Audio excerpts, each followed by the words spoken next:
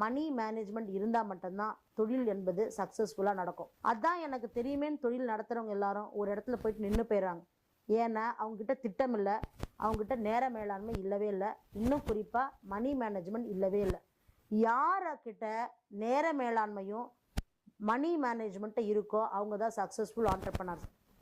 ஒரு விஷயத்தை நல்லா தெரிஞ்சுக்குங்க, அது 10,000 ரூபாய் இன்வெஸ்ட்மெண்ட் பண்ணுறவங்களா இருந்தாலும் சரி, 10 லட்ச ரூபாய் இன்வெஸ்ட்மெண்ட்டு 10 கோடி இன்வெஸ்ட்மெண்ட் பண்ணுறவங்களா இருந்தாலும் சரி, ஒரு நிமிஷம் அவங்க தொழிலிருந்து கொஞ்சம் அப்படி நின்று ஒரு பிரேக் எடுத்து என்ன பண்ணிகிட்ருக்கோம், கடந்த 2 வருஷமாக என்ன பண்ணிகிட்ருக்கோம், கடந்த 10 வருஷமாக என்ன பண்ணிகிட்ருக்கோம், சரி இப்போ தான் தொழில் தொடங்க போகிறோம், அப்போ என்ன விஷயத்தை புதுசாக கற்றுக்கணும் அப்படின்னு பார்க்கும்பொழுது சாஃப்ட் ஸ்கில்ஸாக பார்த்தாலும் சரி, சாஃப்ட் ஸ்கில்ஸ்லாம் கிடையாது, அது பர்சனலாகவே அந்த ஸ்கில் ரொம்ப முக்கியம். அதாவது இந்த திறன் கட்டாயமாக தன்கிட்ட இருக்கணும் அப்படின்னு வரும்பொழுது அந்த திறனுக்கு கொடுக்கப்படுகிற பெயர் தான் நேர மேலாண்மை, டைம் மேனேஜ்.